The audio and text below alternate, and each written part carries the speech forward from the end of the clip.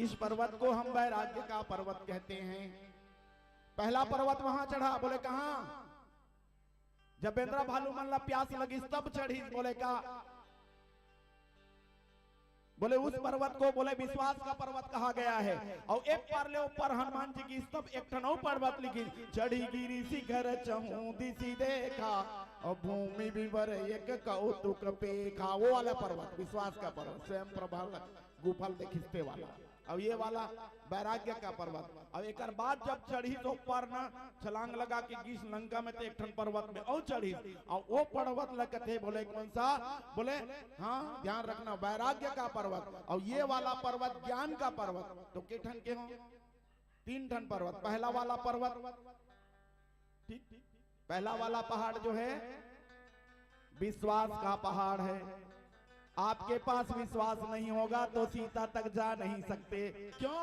क्योंकि बिन विश्वास भगति नहीं, सही बिन द्रवही न राम। बगैर विश्वास के भक्ति मिलने वाला नहीं है। और दूसरा ज्ञान के पर्वत पर चढ़ना पड़ेगा। और ज्ञान के पर्वत में चढ़ने के लिए क्यों? क्योंकि 100 योजन का समुद्र है। संपाति ने कहा, बोले क्या? अरे जो ना गई सतजो जन सागर और राम काज करी है मती आगर। हनुमान जी महाराज ने तो कहा ना, बोले किस पर्वत को?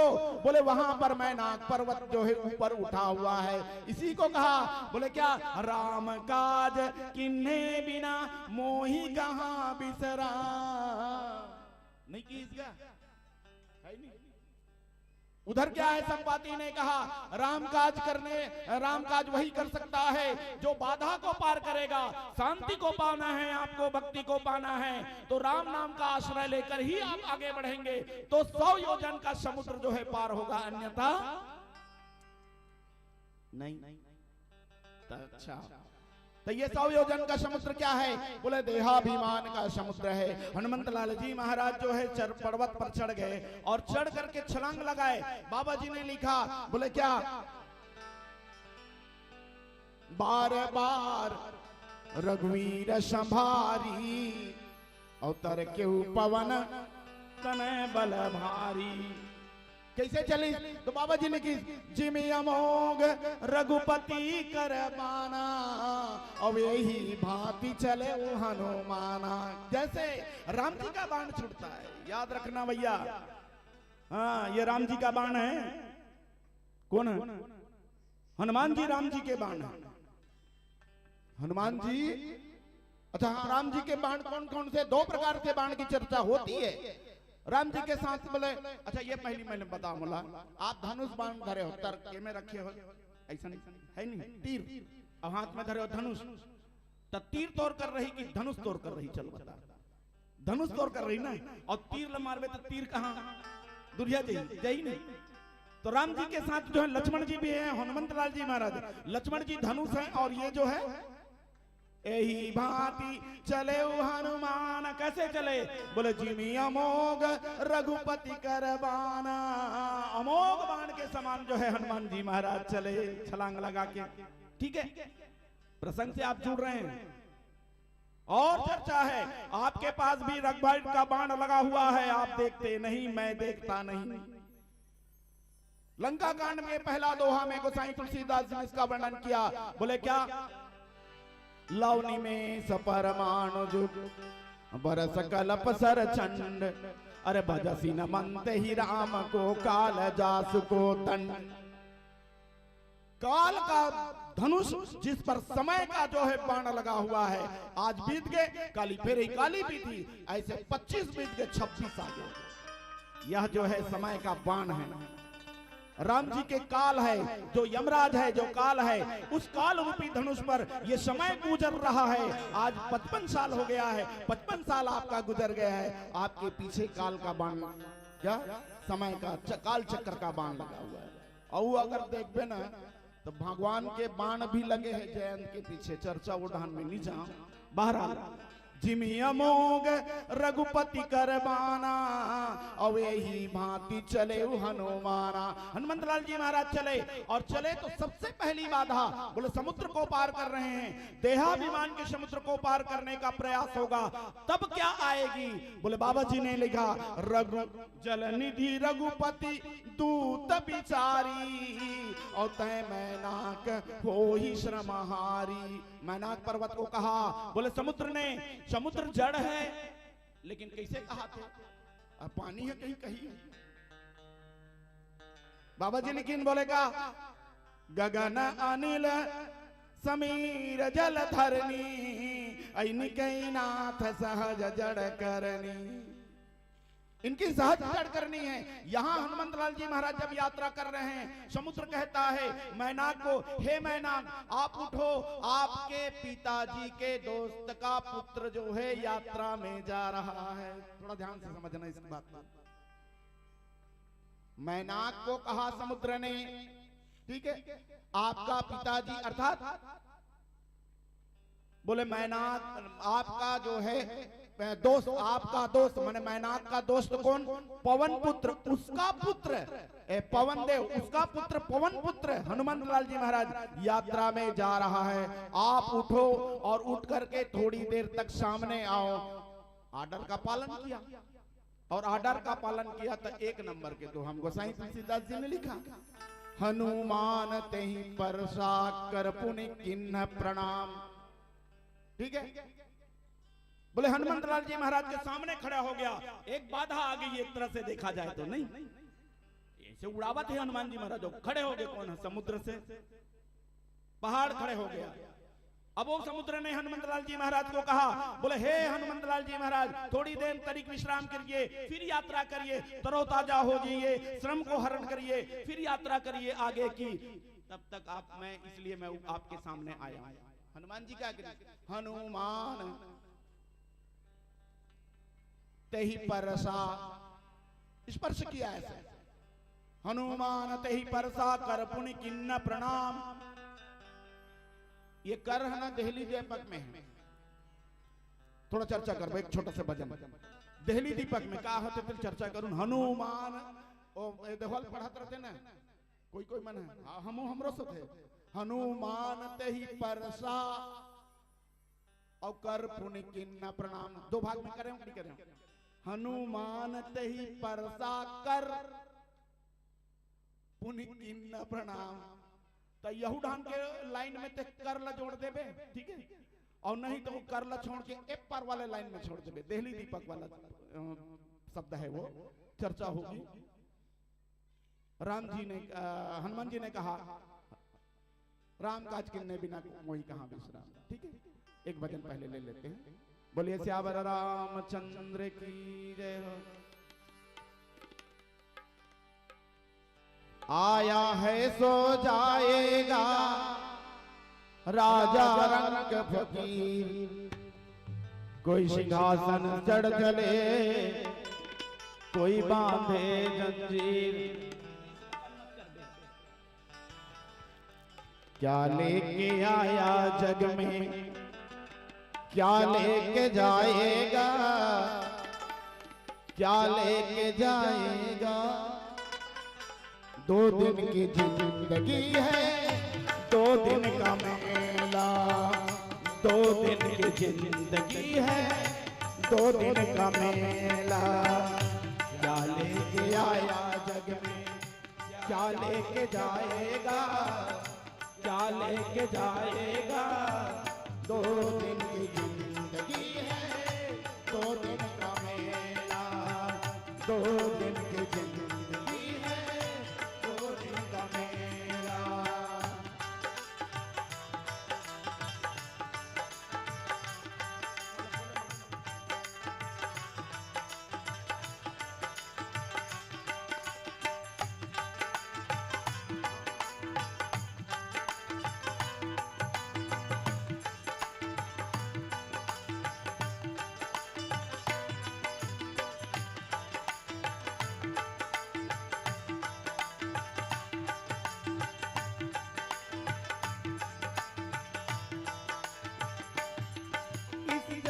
सराय में मुसाफिर रहना 2 दिन का। इस जगत सराय में मुसाफिर रहना 2 दिन का। क्यों बिरथा करे गुमान मूरत धन और जौवन का। क्यों बिरथा करे गुमान मूरत धन और जौवन का। इस जगत सराय में मुसाफिर रहना 2 दिन का। क्यों बिरथा करे गुमान मूरत धन और जीवन का। बंद मुट्ठी आया जग में खाली हाथ जाएगा। बंद मुट्ठी आया जग में खाली हाथ जाएगा। 2 दिन की जिंदगी है 2 दिन का मेला। 2 दिन की जिंदगी है 2 दिन का मेला।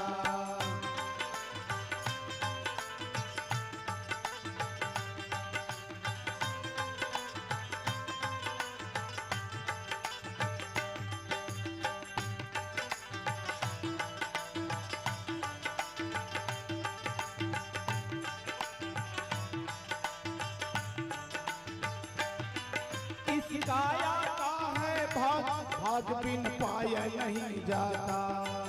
इस काया का है भाग भाग बिन पाया नहीं जाता। कहे कबीरा बिना नसीब तोड़ फल पाया नहीं जाता। कहे कबीरा बिना नसीब तोड़ फल पाया। ये पंक्ति को याद करिए। मैं अभी जो लाइन पढ़ा, ठीक है, नल दमयंती की कथा में आपको मालूम है राजा नल जब भूख से पीड़ित हुए तो मछली को भून कर खाने लगे। मछली और मछली को जब भून कर खा रहे थे तो इतनी विपत्ति उसके पास कि वह मछली जो है कूद कर नदी में चली गई। तो ये तो आप लोग पूछा कि क्या वास्तव में भूंजे मछली धर्म खुदी नहीं, भूंजा गए मर गए थे धर्म खुदी। लेकिन विपत्ति आती है तो कैसे आती है राजा नल की कथा से सुने। इसलिए कबीरदास जी और संतों ने कहा आपके पास आया हुआ फल मुंह के पास भी आपका नहीं है जब तक मुंह के भीतर ना जाए। इसलिए कबीरदास जी कहते हैं, बोले क्या, कहे कबीरा बिना नसीब तो फल खाया नहीं जाता। कहे कबीरा इस काया का है भाग भाग बिन पाया नहीं जाता। कहे कबीरा बिना नसीब तोड़ फल खाया नहीं जाता। भवसागर से तरले बंदे हरि गुण गाई ले। भवसागर से तरले बंदे हरि गुण गाई ले। 2 दिन की जिंदगी है 2 दिन का मेला। 2 दिन की जिंदगी है 2 दिन का मेला। क्या लेके आया बंदे क्या लेके जाएगा। क्या लेके आया बंदे क्या लेके जाएगा। 2 दिन की जिंदगी है 2 दिन का मेला। 2 दिन की जिंदगी है 2 दिन का मेला। 2 दिन की जिंदगी है 2 दिन का मेला। 2 दिन की जिंदगी है 2 दिन का मेला। बोले श्री सीताराम भगवान की। जो देहली दीपक न्याय ऐसे कहा था जो दोनों तरफ लगते, जैसे डेहरी में दीपक रखते भी ना तो पश्चिम तक वो अंजोर हुई और खोलिन तक वो अंजोर हुई। ये वाला कहते माने देहली दीपक, ठीक है। हाँ, तो आप यहाँ पर जो कर शब्द जो है देहली दीपक है। बोले मैनाक पर्वत ने कहा थोड़ी देर तक आराम करिए, तो हनुमान क्या करते हैं, हनुमान ते ही परसा कर, मैंने कहा स्पर्श करके ऐसे लोगे तो क्या होगा, छू के, छू कर, छू शब्द है उसमें कर लगा दे, छू कर, तो इस लाइन में लगा इस वाले पंक्ति में, ठीक है। हनुमान ते ही परसा कर पुण्य की न प्रणाम, फिर प्रणाम करी, ऐसे छुलिस और प्रणाम करी, ऐसा भी अर्थ आप एला कर सकते हो, कोई दिक्कत नहीं है। लेकिन ऐसा अर्थ भी कर सकते हो, हनुमान ते ही परसा, हनुमान ते ही परसा, स्पर्श किया, तो कर पुण्य की न प्रणाम, हाथ से प्रणाम किया था, हाथ से प्रणाम करी नहीं तो कैसे करी, लेकिन देहली दीपक कर शब्द है इसलिए आप अपने हिसाब से अर्थ लगा सकते हैं। तो हनुमान तहि परसा कर पुण्य किन्न प्रणाम, और राम काज किन्ने बिना मोहि कहाँ विश्राम। हनुमान जी मैंने कहा महाराज आपका बहुत बहुत आभार, धन्यवाद, आपने मेरी श्रम का ख्याल किया है, विश्राम के लिए आपने ये उपाय निकाला है, लेकिन मुझे कहाँ विश्राम, कब तक, जब तक राम के काज संपन्न नहीं होगा तब तक मुझे विश्राम नहीं होगा। पूरा प्रसंग आप जुड़ गए, समझ गए, ठीक है। अब मैंने जो भूमिका दी है, बोले यात्रा किसकी है, बोले त्रिकूट की यात्रा है। त्रिकूट का है, तो त्रिकूट में पहली यात्रा, ध्यान रखना पहला बाधा जो है एक तरह से देख, हालांकि ये इसके बाद और बाधा आती है, लेकिन हमको इसी बाधा पर चर्चा करना है। ये बाधा क्या चीज है, तो पहले त्रिकूट को समझें। त्रिकूट को, जो बातें मैंने भूमिका में रखी है, यदि राम जी से मिलना है तो आपको चित्रकूट की यात्रा करना पड़ेगा, ये कहा है कि नहीं। तो चित्रकूट क्या है, तो गोसाई तुलसीदास जी बालकांड में लिखे, राम कथा मंदाकिनी चित्रकूट चित्रारु तुलसी सुबक स्नेह बन श्री रघुवीर बिहारू। श्री सीता जी राम जी कहाँ होते हैं, निवास करते हैं चित्रकूट में। तो चित्त का चित्रकूट है, ये बड़ी मजेदार बात है। तो ये आध्यात्मिक बात है, ये तात्विक बात है। आपको मन से ऊपर उठना पड़ेगा, बुद्धि में जाना पड़ेगा। बुद्धि से कहां, बोले अहम को पार करके चित्त में जाना पड़ेगा। वही चित्त में जो है राम जी, लक्ष्मण जी, सीता जी का वास रहता है। मानस में बात आती है सब, हम इधर नहीं चले। बोले त्रिकूट, तो त्रिकूट ये बोले क्या है, 3 कूट का पर्वत हमारे और आपके भीतर में है। बोले ये 3 कूट कौन है, तो बोले एक जो है आपका तीनों गुणी कूट है। तीनों गुणी क्या है आपका, 3 कूट है, ठीक है। बोले एक गुण कौन सा होता है, तो बोले सत्वगुण, और दूसरा होता है रजोगुण, और तीसरा होता है बोले कौन सा, तमोगुण, ठीक है। तो तमोगुण वाले आदमी की यात्रा कर ही नहीं सके मेरे भाई।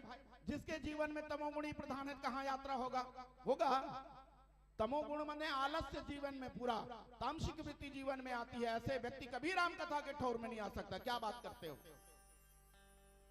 किसके जीवन में तमोगुणी प्रधान है, ज्यादा मात्रा में है, वो राम कथा के तौर में आ नहीं सकता। अगर ऐसा होता ये पूरा पंडाल भरा होता। अब गलत बात तो करत हूं, तू तरहूं तब मोर करा जो क्षमा मांगू मोर भाई।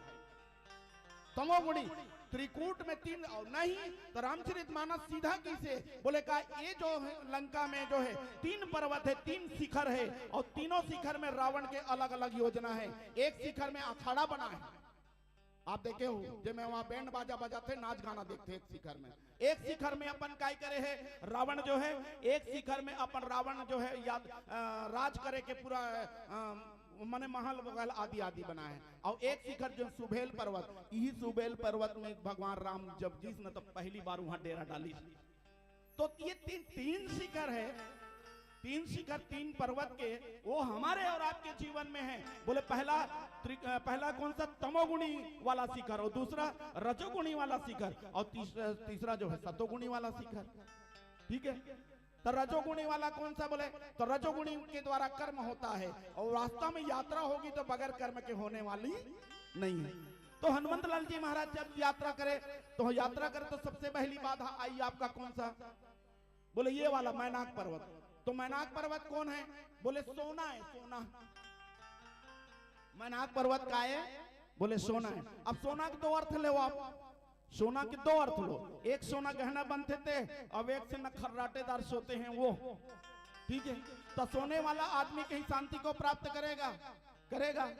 हाँ भैया किसे बात करता है, आदमी सोते तबे थोड़ा देर तक शांति मिलते, सही है क्या गलत है। लेकिन इससे जो है आपकी यात्रा जो है उस शांति तक नहीं हो सकती जो रामचरितमानस में वर्णित है, ठीक है। हाँ, इसके द्वारा आप समाधि में नहीं जा सकते। हाँ देखो, फिर चर्चा करूं, बात खुल गया तो चर्चा करिया जाएगा। खर्राटेदार सोने के द्वारा शांति सीता तक नहीं जाया जा सकता, बिल्कुल नहीं जा सकता। कैसे, चलिए बिहाव प्रसंग में चलते हैं। जनक जी महाराज अपने राजाओं, चारों बेटों को 4 बहुओं के साथ देखा, ठीक है। मंडप में, बिहाव मंडप में 4 राजकुमार, राम लक्ष्मण भरत शत्रुघ्न, चारों जो है बोले श्रुतकीर्ति, मांडवी, उर्मिला और सीता जी के साथ बढ़िया से बिहाव हो गए। अलग अलग जो है जोड़ी, 4 जोड़ी हावे, जनक जी महाराज ने देखा, बोले क्या? बाबा जी ने लिखा, सुंदरी सुंदर बरन सब एक मंडप राजही, जनु जीव उरचारी अवस्था विभुन सहित विराजही। बोले चारों जो है कौन है? जीव की चार अवस्था है कि चार अवस्था। अभी आप जागत हो? हाँ जागत हो, जागृत अवस्था, सुतन, स्वप्न, सुसुप्ति अवस्था, और सुते सुते सपना देखते हैं स्वप्न अवस्था। तीन अवस्था हमारे पास आती है, चौथी अवस्था नहीं आती। श्री सीता जी कौन? सीता जी तुरिया अवस्था है, और तुरिया अवस्था तक जाने के लिए, तुरिया अवस्था तक जाने के लिए ध्यान रखना, जागना जरूरी है। मैं कहा हाँ काला गोठियात हूं, बड़ा मैं ये गोठियात हूं जे खर्राटेदार सुते है ते शांति तक सोना की बात करत हूं। मैनाक पर्वत का है सोना है, और सोना के दो अर्थ है नहीं, एक खर्राटेदार सोना।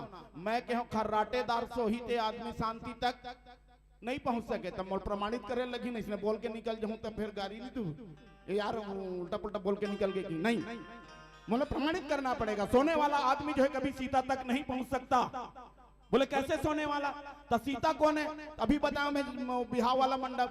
सीता कौन है? तुरियावस्था है कि नहीं? जनु जीव उरचारी अवस्था विभुन सहित विराजही, विभुन सहित विराजही।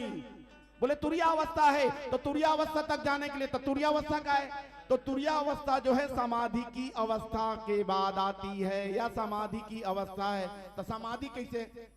समाधि कब जाबे? समाधि में तो समाधि में आदमी बैठ के जाग के ही तो जही का, योग के द्वारा ध्यान लगा कैसे जही कि नहीं जही।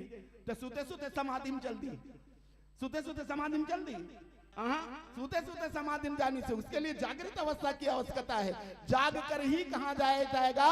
तुरियावस्था तक जाएगा। तो सीता को वही प्राप्त कर सकता है जो जाग रहा है। इसलिए बाबा जी ने लिखा, यही जग जामने जागही जोगी, और जागही जगत प्रपंच वियोगी।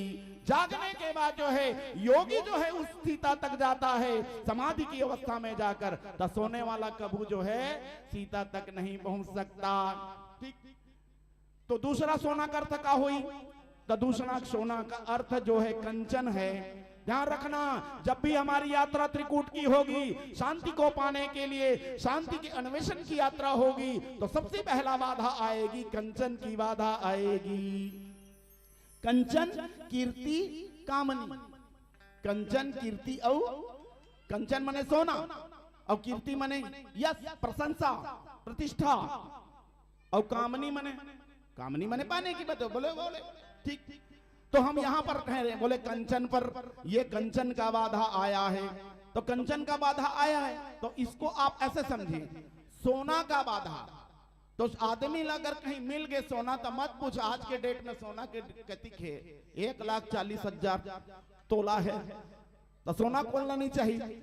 और सोना पहाड़ साक्षात मिल गए हनुमंत लाल जी महाराज। हनुमंत लाल जी महाराज की मानव परीक्षा है कि वास्तव में ध्यान रखना, अगर कोई मस्ती जो है सीता खोजने के मार्ग पर जाता है तो सबसे पहली बाधा कौन आता है? यार ये पहली बाधा ये कौन भेजे है? एकर बाद जो सुरसा है, आप जाना तो एकर बाद कौन है? तो सुरसा की ही मोला देवता मन भेजेगी। तो देवता मन तो को बाधा डालता। तो देवता मन बाधा कैसे डालते मालूम? बढ़िया ते रामायण के कथा आयोजन करे बरकत कतिक बेरे अंधियारी काली पड़े अंधियार दरी से, और कहीं तूफान चली तो सबको पंडाल लोग उखाड़ के लिख दे। तो कौन कहीं देह उखाड़?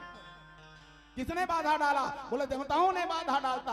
हाँ, दूसरी बाधा देवताओं ने डाली, और पहली बाधा अपने आदमी मन डालता।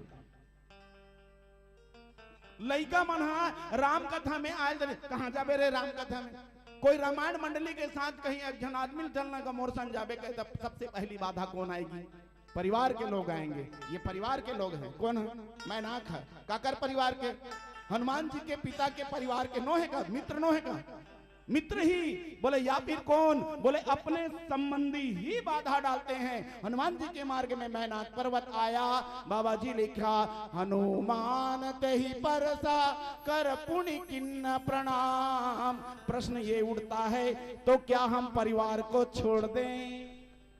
आई ना बात, परिवार आया कि नहीं आया भाई? हमारे पिताजी के दोस्त ऐसे नहीं, तो पिताजी की दोस्त में हमारे पास खड़े हो गया, यात्रा में बाधा बन के आया, तो क्या पिताजी को छोड़ दे, पिताजी के मित्र को छोड़ दे, अपने परिवार अपने संबंधी को छोड़ दे? नहीं, हनुमंत लाल जी महाराज ने कहा कर पुण्य किन्न प्रणाम।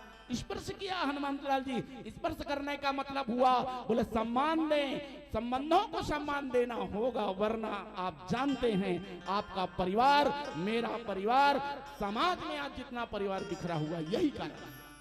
हमने परिवार को, संबंधों को तवज्जो नहीं दी है, नहीं दी है। हनुमंत लाल जी महाराज के सामने सबसे पहला बाधा जो है स्वयं का जो है परिवार आया, लेकिन हनुमंत लाल जी करते क्या हैं? स्पर्श करते हैं, छूते हैं। छूते हैं इसका मतलब है मैं आपकी भावनाओं का सम्मान करता हूं, लेकिन राम काज किन्ने बिना मोही कहां विश्राम। राम जी के काज के बगैर मुझे विश्राम नहीं है। ठीक, एक भजन और फिर नीचे वाली अर्धाली पर बात करें। बोले श्यावर रामचंद्र की जय हो।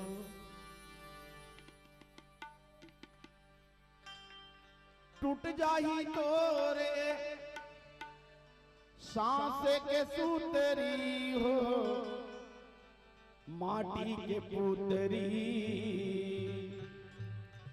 टूट जाही तोरे सांसे के सूतरी, माटी के पुतरी। टूट जाही तोरे सांसे के सूतरी।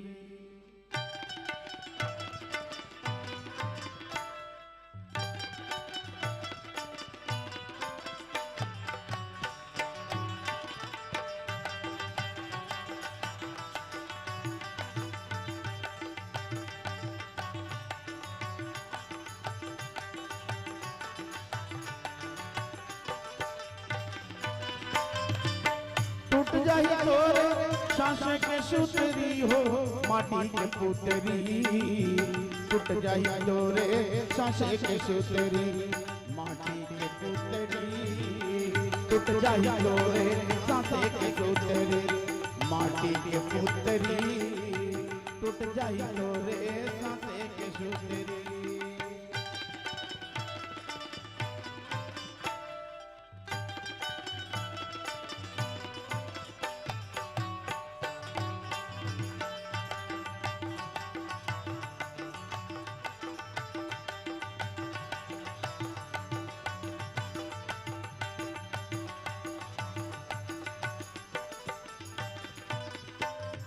काले के आए त काले के जावे, काले के आए त काले के जावे। काले के जावे का काले के जावे, काले के जावे त काले के जावे। धर्म कर्म कर ले, धर्म कर्म कर ले, तबे मुक्ति पावे माटी की पुतरी। टूट जाही तोरे सांसे के सूतरी, माटी के पुतरी। टूट जाही तोरे सांसे के सूतरी।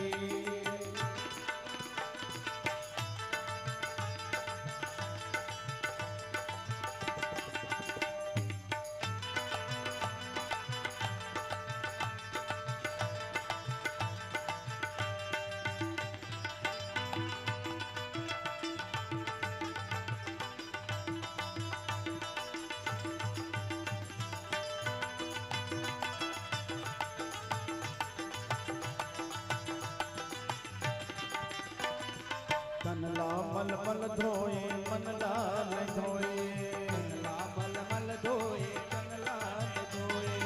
मनला नहीं धोएगा मनला न धोए, मनला नहीं धोएगा मनला न धोए।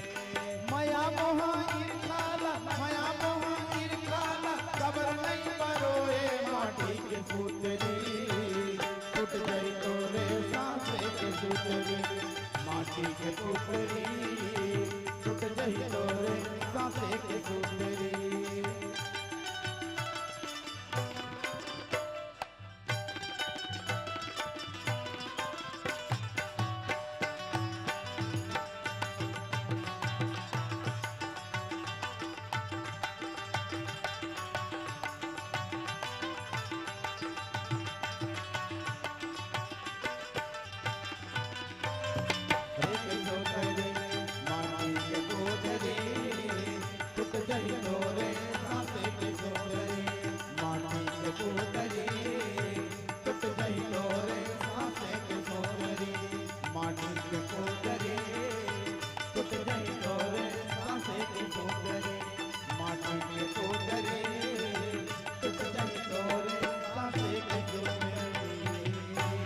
बोलिए सियावर रामचंद्र की।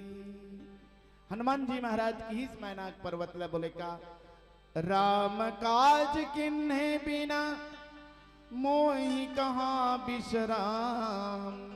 राम जी के काज के बगैर मुझे विश्राम नहीं है। और वास्तव में अभी उद्घोषक महोदय जी कहा तरी से दो काज है हमारे घर, एक जो है राम काज और एक काम काज। काम काज मतलब अब आपको समझना है क्या ये काम काज अलग है और राम काज अलग है। अभी उद्घोषक महोदय जी किसी ने थोड़ा हिंट देते और वैसने होना चाहिए उद्घोषक महोदय, मतलब भैया दिल सादर प्रणाम। क्योंकि मंडली वाले मतलब अगर उद्घोषक टहल एक कन क्लू मिल गए ना तो मंडली वाले तक जो ताकत बढ़ जाते। मैं आपके पास प्रश्न उठाऊं, हनुमान जी महाराज ने कहा, हनुमंत लाल जी महाराज कामकाज की ओर तो बढ़ने वाले नहीं है, क्योंकि कहा प्रबल वैराग्य दारुण प्रबंधन तने। प्रबल वैराग्य इसमें कामकाज कहां। लेकिन हमारे और आपके पास है वो प्रश्न, हमारा कामकाज कौन सा है और रामकाज कौन सा है। नहीं, चलिए हम संसार में अपने लिए, स्वार्थ के लिए, अपने परिवार के लिए, अपने खुद के जीवन के लिए जो काज करते हैं वही कामकाज है, ऐसा माना जाएगा। ऐसने माना चाहिए ना, है ना भाई। अच्छा खेती करा था तो वो काम काज है। तो तोर घर परिवार पर खेती कर बेच नहीं क्या। लेकिन मैं तो कहता हूं यह भी राम काज है, यह भी राम काज है। कैसे राम काज है प्रमाणित करता हूं मैं आपके सामने, है कि नहीं। लेकिन उस काम काज की निंदा की गई है, ध्यान रखना, उस काम काज की निंदा की है जिसमें भोग हो।